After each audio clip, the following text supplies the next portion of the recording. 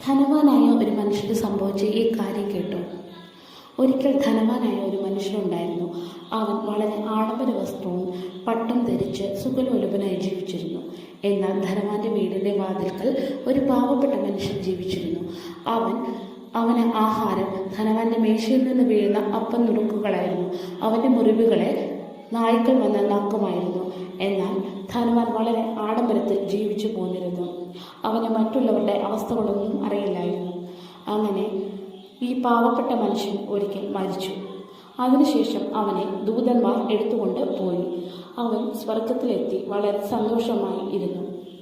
എന്നാൽ അതേസമയം ഈ ധനവാനും കുറച്ചു നാളുകൾക്ക് ശേഷം മരിച്ചു. അവനെ കൊണ്ടുപോയതോ വളരെ തീയുടെയും കഷ്ടതയുടെയും നടുവിലേക്കായിരുന്നു.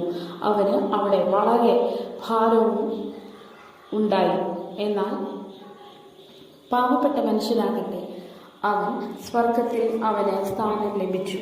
ധനവാൻ ഭൂമിയിലായിരുന്നപ്പോൾ ഒരു നന്മയും ചെയ്തിരുന്നില്ല. അതുമൂലമാണ് അവന് ഇങ്ങനെ വലിയൊരു അനർത്ഥം ഭവിച്ചത്. എന്നാൽ അത് തിരുത്തുവാൻ അവൻ ഒരിക്കലും തയ്യാറായിരുന്നില്ല. ധനവാനായ ഒരു മനുഷ്യന് സംഭവിച്ച ഈ കാര്യം കേട്ടോ. ഒരിക്കൽ ധനവാനായ ഒരു മനുഷ്യനുണ്ടായിരുന്നു. അവൻ വളരെ ആഡംബര വസ്ത്രവും പട്ടം ധരിച്ച് സുഖലോലുപനായി ജീവിച്ചിരുന്നു. എന്നാൽ ധനവാന്റെ വീടിന്റെ വാതിൽക്കൽ ഒരു പാവപ്പെട്ട മനുഷ്യൻ ജീവിച്ചിരുന്നു. അവന് ആഹാരം ധനവാന്റെ മേശയിൽ നിന്ന് വീഴുന്ന അപ്പം നുറുക്കുകളായിരുന്നു.